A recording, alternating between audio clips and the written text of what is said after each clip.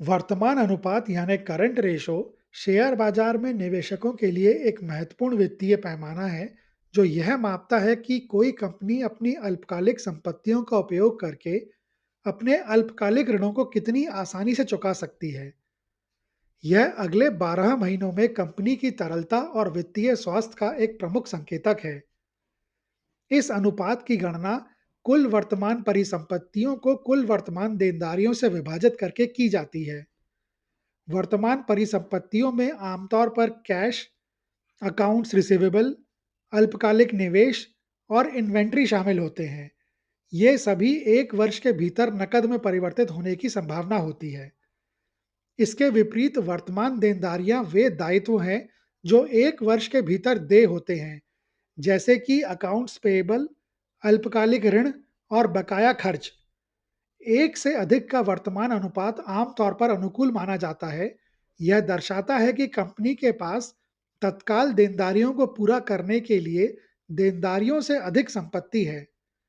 आदर्श अनुपात अक्सर 1.5 और 2 के बीच माना जाता है, जो अत्यधिक रूढ़िवादी हुए बिना एक आरामदायक सुरक्षा मार्जिन दिखाता है। 1 से कम का अनुपात एक संभावित चेतावनी संकेत है, क्योंकि यह बताता है कि कंपनी को अपने बिलों का भुगतान करने में कठिनाई का सामना करना पड़ सकता है, जिससे वित्तीय संकट का खतरा बढ़ जाता है।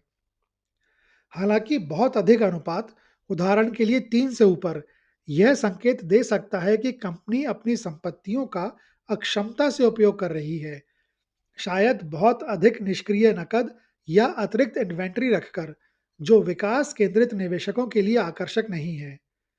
इसीलिए भारतीय स्टॉक निवेशकों को बीएसई या एनएसई पर अपनी कंपनी के वर्तमान अनुपात की तुलना उद्योग के औसत और उसके समकक्षों से करनी चाहिए, क्योंकि नियम विभिन्न क्षेत्रों में काफी भिन्न होते हैं।